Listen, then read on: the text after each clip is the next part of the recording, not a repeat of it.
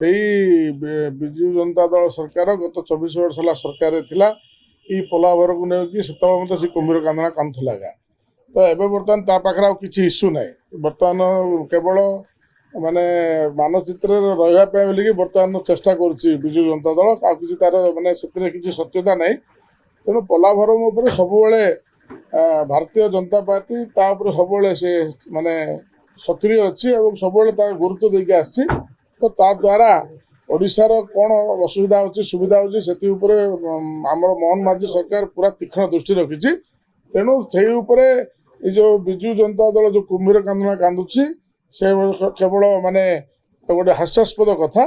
ତ ଏଇ ଉପରେ ବିଜୁ ଜନତା ଦଳ କହିବାର କିଛି ରାଇଟ୍ସ ହିଁ ନାହିଁ। କାରଣ ସେମାନେ 24 ବର୍ଷ ହେଲା ରହିଥିଲେ କରୁଥିଲେ କ'ଣ? ସେମାନେ ତ ସହଯୋଗ କରିକି ଆସୁଥିଲେ କେନ୍ଦ୍ର ସରକାରକୁ, ସବୁଥିରେ ତ ସହଯୋଗ କରିଥିଲେ।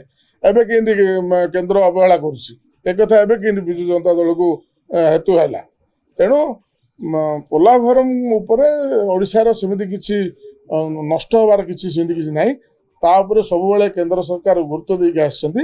ତେଣୁ ଯାହା ଯେଉଁଟା ଠିକ୍ ଉପରେ ନୀତି ଉପରେ ଯାହା ଠିକ୍ କରିବା କଥା ସେ ଉପରେ ସରକାର ମାନେ ଗୁରୁତ୍ୱ ଦେଇକି ତାକୁ ଚାଲିଛନ୍ତି।